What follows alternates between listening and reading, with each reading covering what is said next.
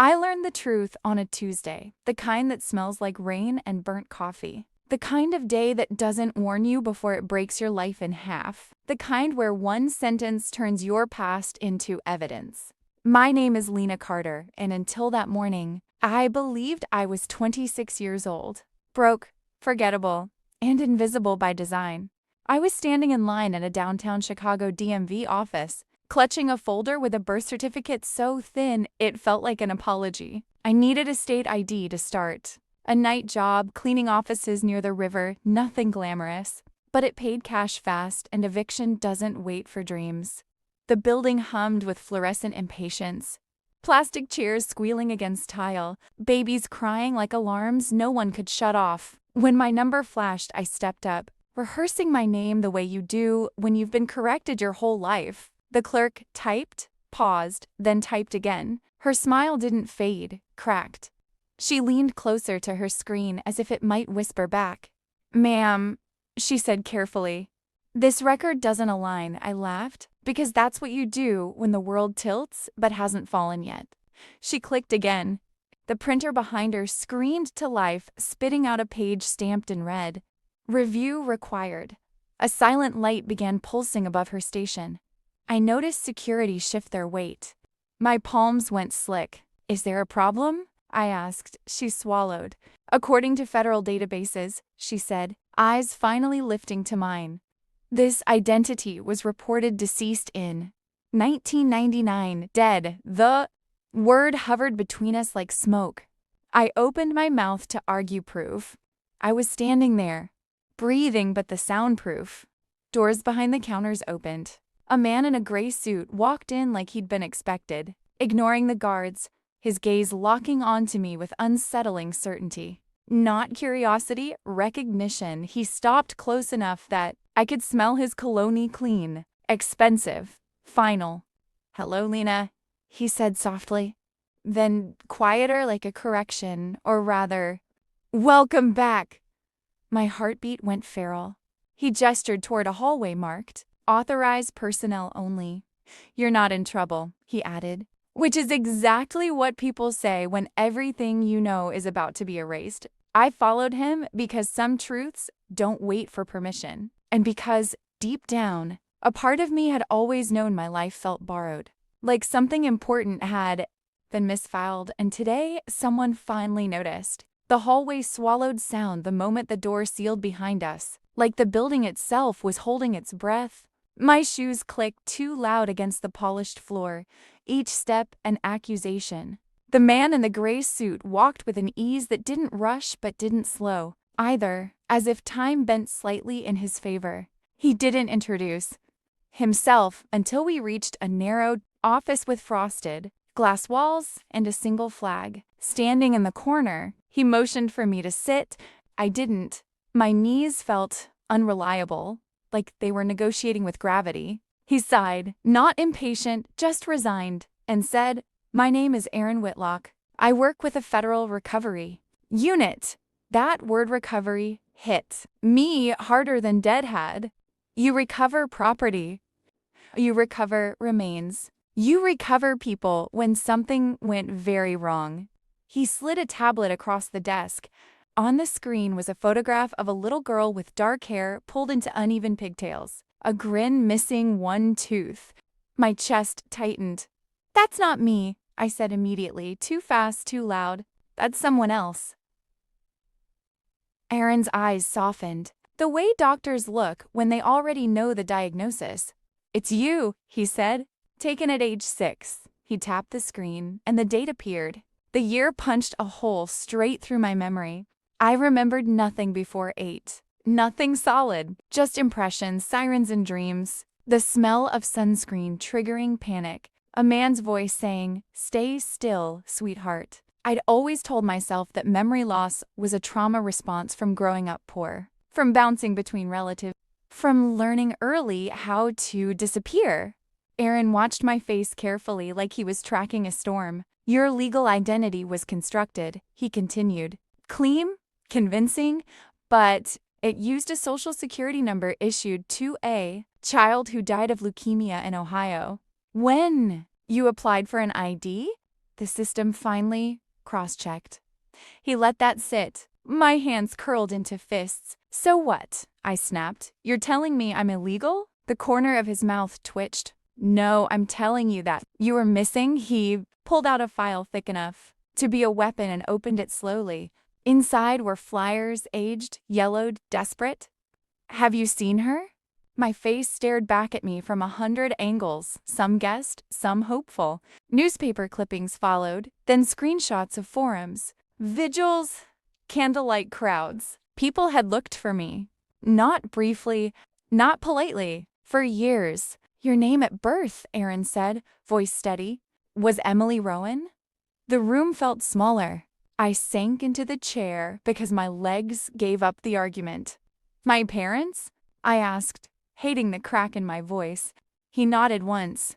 Alive, divorced, never stopped searching. He pushed a phone toward me. Face down. They don't know you've been found yet. That choice is yours. I stared at the phone like it might explode.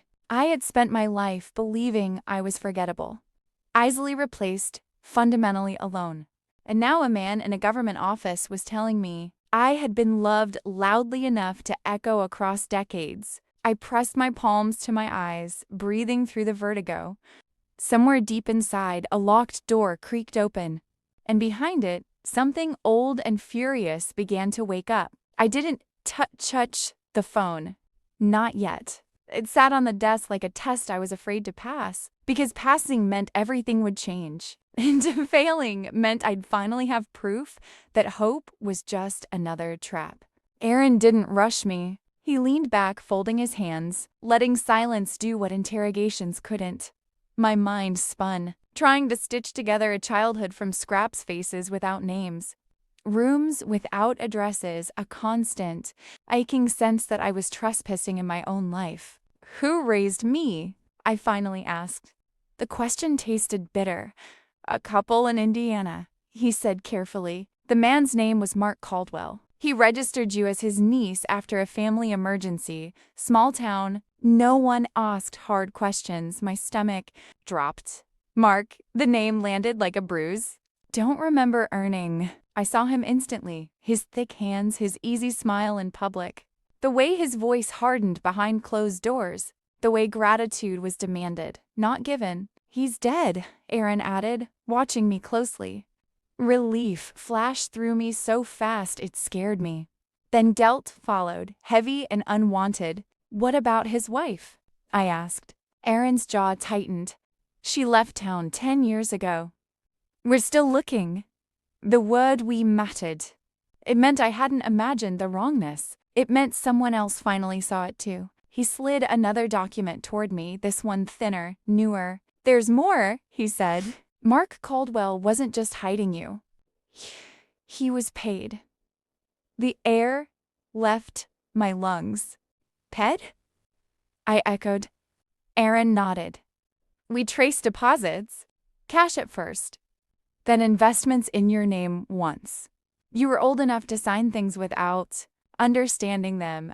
Someone wanted you hidden, not dead. My pulse roared in my ears.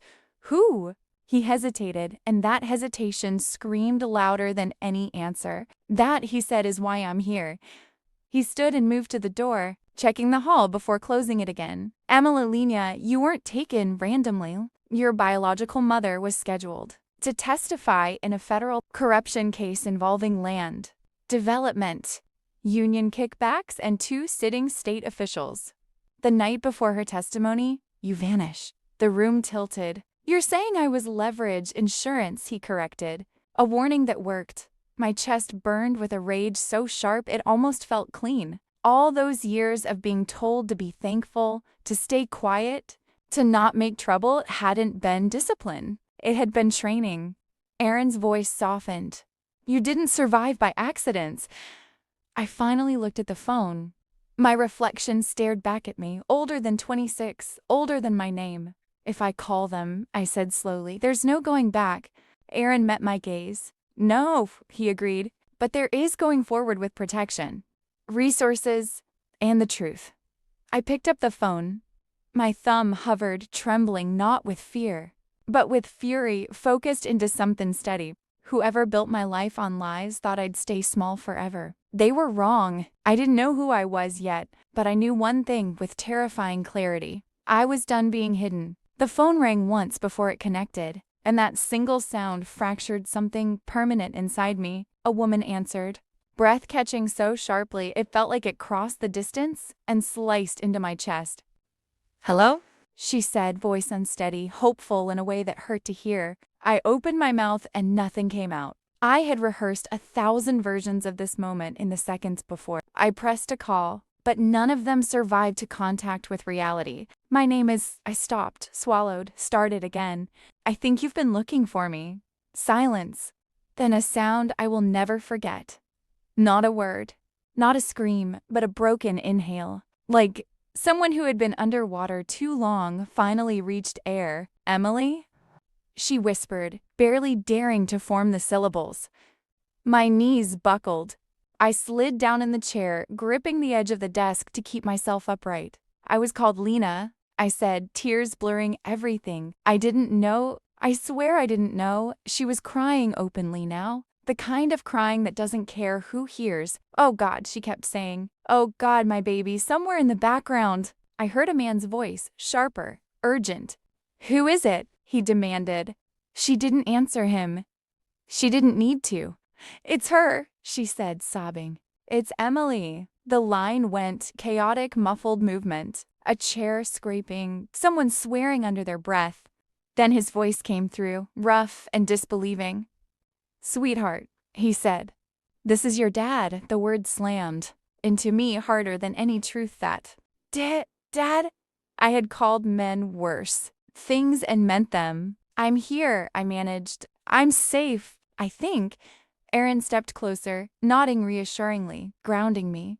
I told them where I was, carefully, leaving out details I didn't yet understand myself. My mother begged to get on a plane immediately. My father demanded names, agencies, accountability.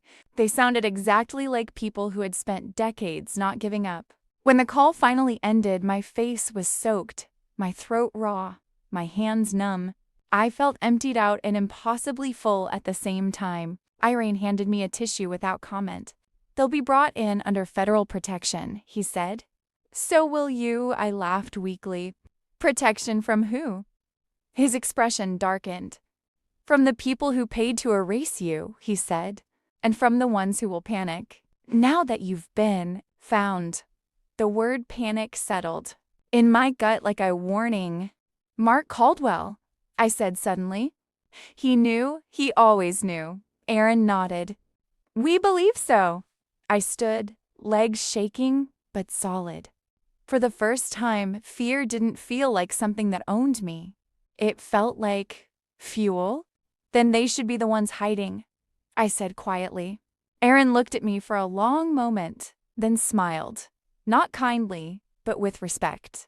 "That," he said, "is exactly why you survived." They moved fast after that. The way systems do when they finally admit a mistake big enough to be dangerous. Aaron escorted me through a private exit, down corridors that smelled like disinfectant and urgency, past doors that only opened for people with the right clearance and the wrong secrets. Outside, an unmarked black SUV waited with its engine running. Windows tinted so dark they reflected my face back at me, older, sharper, unmistakably awake. As I slid into the back seat, it hit me that I had crossed an invisible line. There was no version of my life where I went back to scrubbing offices at night, pretending the past didn't itch under my skin. The car pulled into traffic, and Chicago blurred past like a city I'd only borrowed. Aaron sat across from me, already on his phone issuing clipped instructions. "We'll place you in a secure apartment," he said once he hung up. "Temporary name, temporary routine, until we know who's moving." I laughed under my breath. "I've been temporary my whole life," I said. He didn't smile. "Not like this." The apartment was high up, quiet, overlooking the river. Too clean, too white. It felt like a hotel designed for people who didn't intend to stay but might never leave. A woman named Denise briefed me on protocols. No social media, no solo walks, no answering unknown numbers. She spoke kindly, but her eyes never stopped assessing me, like I was both asset and liability. When they finally left, the silence pressed in hard. I wandered room to room, touching things just to prove they were real: the couch, the window glass, the cold metal of the refrigerator handle. On the kitchen counter sat a new phone and a thin laptop. My name, Memily Rowan, was printed on a label beneath them. I stared at it until the letters stopped looking like strangers. That night, sleep came in pieces. Every sound snapped me awake. I dreamed of Mark Caldwell's smile, the one he used when he reminded me how lucky I was. I woke with my heart racing, then remembered he had no power here. Or so I hoped. In the morning, Aaron returned with coffee and news. "Your parents landed an hour ago," he said. "They want to see you." My breath caught. "Is it safe?" He hesitated just long enough to matter. "As safe as it can be." We met in another secure office, smaller this time, warmer. My mother cried the moment she saw me, crossing the room like gravity pulled her. She smelled like lavender and home.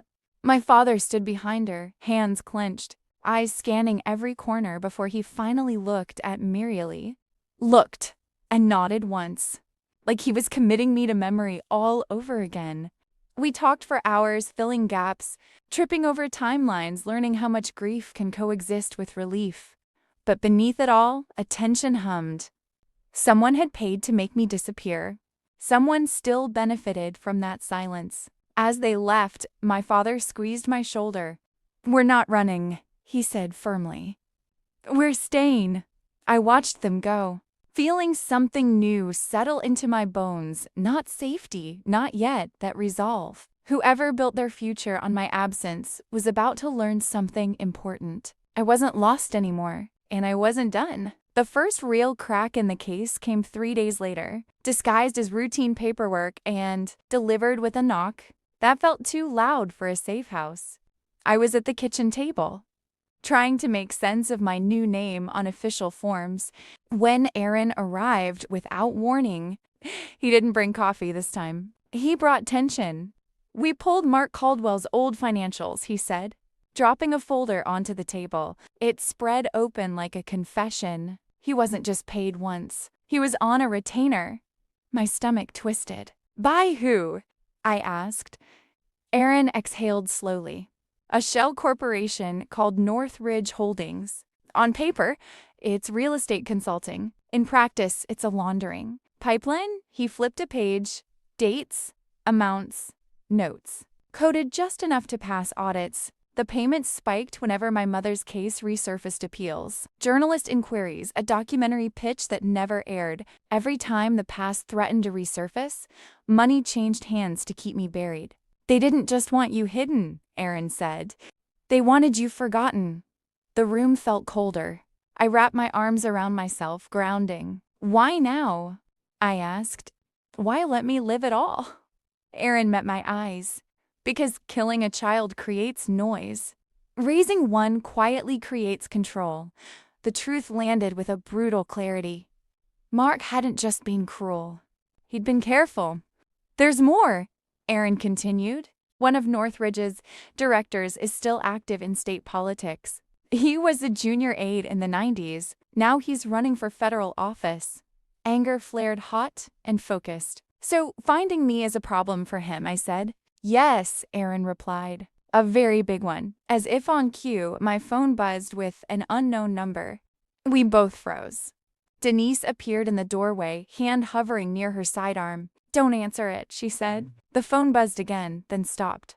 A message appeared. "You should have stayed gone." My hands shook, but I didn't drop the phone. "They know," I said quietly. Aaron nodded. "We assumed they would." That night, protection doubled. So did my resolve. I spent hours with investigators, walking them through memories I'd never labeled as abuse before restrictions. Rehearsed answers, threats disguised as concern.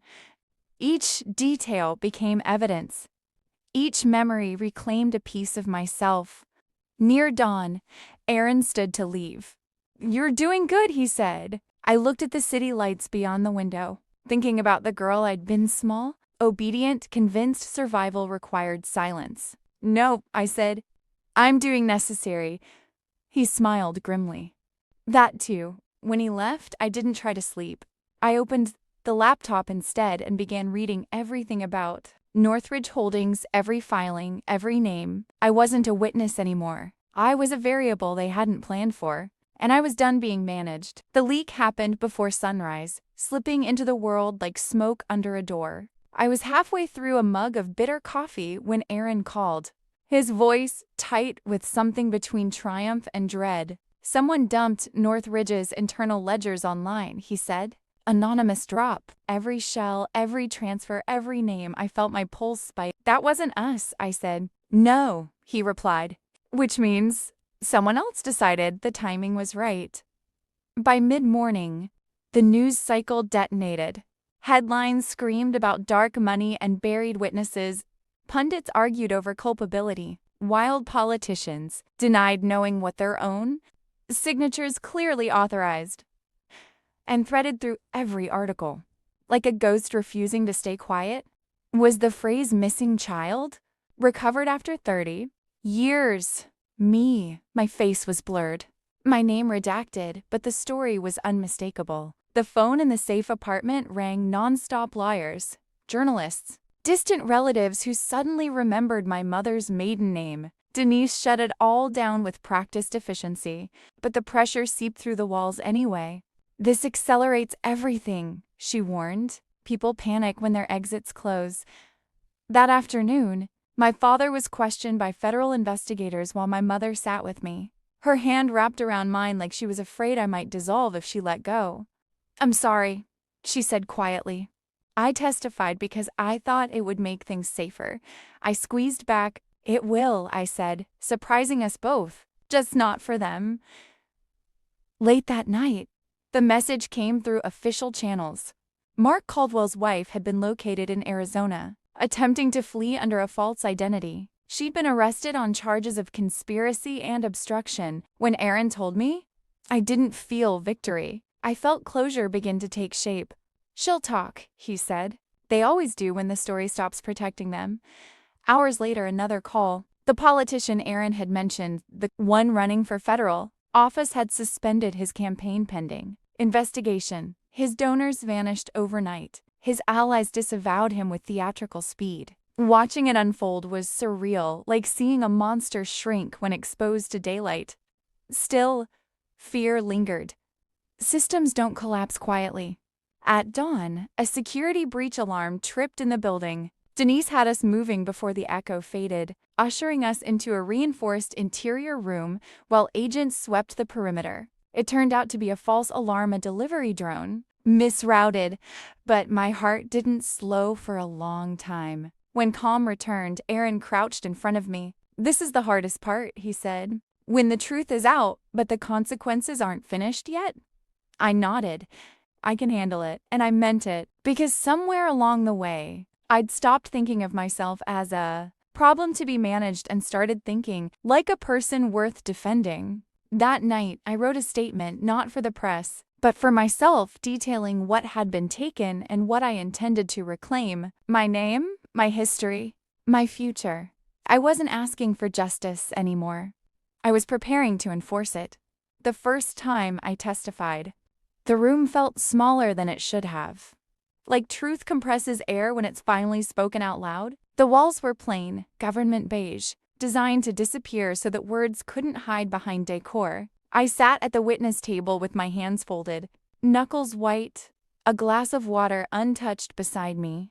Across the room, men in tailored suits avoided my eyes. Some studied legal pads too intently.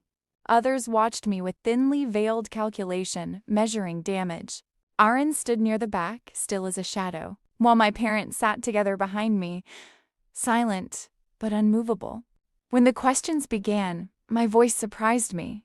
It didn't shake. It didn't break. I spoke about memory gaps, about rules that changed depending on who was watching, about being taught that silence was gratitude and survival was obedience. I described Mark Caldwell's house in precise detail, the locked cabinets, the rehearsed family story, the way fear was disguised as discipline. Each sentence felt like setting something heavy down after carrying it for years. The attorneys tried to soften it, redirect it, reframe it as misunderstanding or misfortune. I didn't let them. I was not confused, I said clearly. I was controlled. That word landed hard. I could feel it ripple through the room. During a break, I stood alone by a narrow window, watching clouds drag themselves across the sky. My mother joined me, resting her head briefly against my shoulder. "You're braver than I ever was," she whispered. I shook my head. I'm just done being afraid. By the end of the day, subpoenas were issued, accounts frozen, and deals quietly offered to people who suddenly remembered their moral compass. One man was escorted out in handcuffs before the session even adjourned. I didn't feel satisfaction watching him go. I felt inevitability. Outside, cameras waited, but I didn't stop. Denise guided us through a side exit, the door closing on shouted questions and half-formed narratives. That night, back at the apartment, exhaustion hit me like a wave. But underneath it was something steadier: ownership. My story no longer belonged to rumors or case files. It belonged to me. I sat on the floor, back against the couch, and for the first time since I could remember, I let myself imagine a future without contingency plans. Not perfect, not safe in the fairy tale sense, just honest. Somewhere out there, people were scrambling to save themselves from consequences they'd postponed for decades. And here I was, breathing, present, unhidden. The truth hadn't destroyed me the way they promised it would. It had built me. Tomorrow, there would be more hearings, more headlines, more attempts to reshape what had already been said. But tonight, I allowed myself one quiet certainty. They could no longer erase me.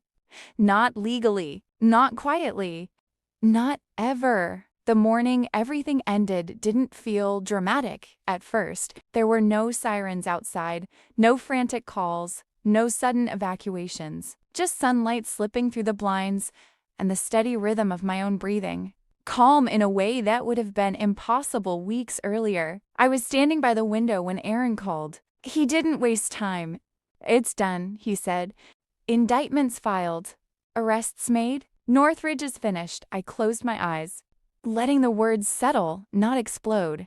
Finished didn't mean healed. It meant stopped. And sometimes that was enough. Later that day, I walked into the courthouse again, not as a witness this time, but as myself. The charges were read aloud in a flat, procedural tone that couldn't begin to capture the weight of what they meant.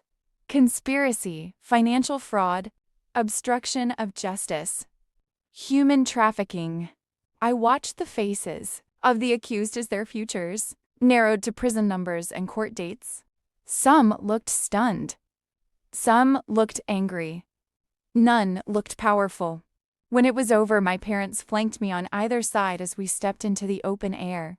Reporters shouted questions I didn't answer. I didn't owe them anything. That evening, back in the apartment that no longer felt temporary, I packed a single suitcase. Not because I was running, but because I was choosing. Protection would continue. Life would still be careful for a while, but the hiding was over. I signed documents reclaiming my legal name. My records corrected line by line, lie by lie. Emily Rowan restored. It felt less like becoming someone new and more like returning a stolen item to its rightful place. Before bed, I stood in front of the mirror, studying my face without searching for flaws or apologies. I saw strength there. I saw survival without shame. I saw a woman who had been broken into but never owned. The past didn't vanish. It never would, but it no longer defined the borders of my life. The next chapter would be written with intention, not fear. I didn't know where I would live long term, what work I would choose, or how long it would take before I stopped checking exits out of habit. What I knew was this: my existence was no longer a secret someone else benefited from. It was public, documented, undeniable. As I turned off the light, a quiet certainty settled over me, stronger than relief.